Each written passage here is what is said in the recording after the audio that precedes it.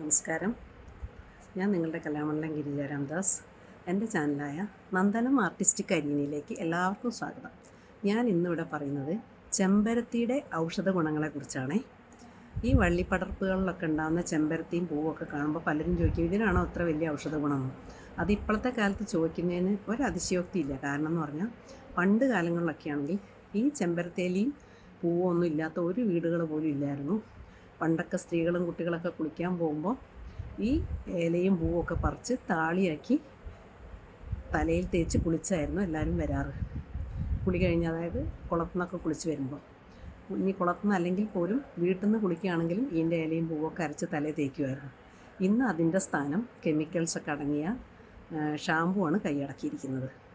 ഈ ചെമ്പരത്തീൻ്റെ ഇലയ്ക്കും പൂവിനും ഈ ഒരു ഗുണം മാത്രമല്ല, ശരീരത്തിനും വളരെ നല്ലതാണ് ചെമ്പരത്തിപ്പൂവും ഇലയും.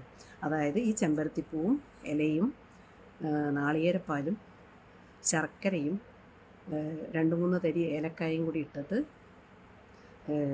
വരട്ടിയെടുത്താൽ ശരീര സൗന്ദര്യത്തിനും ദേഹ സൗന്ദര്യത്തിനും വളരെ നല്ലതാണെന്ന് പറയപ്പെടുന്നത്. ഈ ചെമ്പരത്തിയിൽ സ്വർണം അടങ്ങിയിട്ടുണ്ടെന്നാണ് ആധുനിക ശാസ്ത്രം പറയുന്നത്. അതുകൊണ്ട് യുവാക്കൾക്കും യുവതികൾക്കൊക്കെ ഇത് കഴിക്കുന്നത് വളരെ നല്ലതായിരുന്നു അത്രേ. പക്ഷേ ഇതിനൊരു മറുവശം കൂടിയുണ്ട്. ഇത് കഴിക്കുന്നവർക്ക് ചിലർക്ക് ഗർഭിണികളാണെങ്കിൽ ഗർഭം അബോർഷനായി പോകാനുള്ള ഒരു സാധ്യതയുണ്ടെന്നും പറയുന്നുണ്ട്.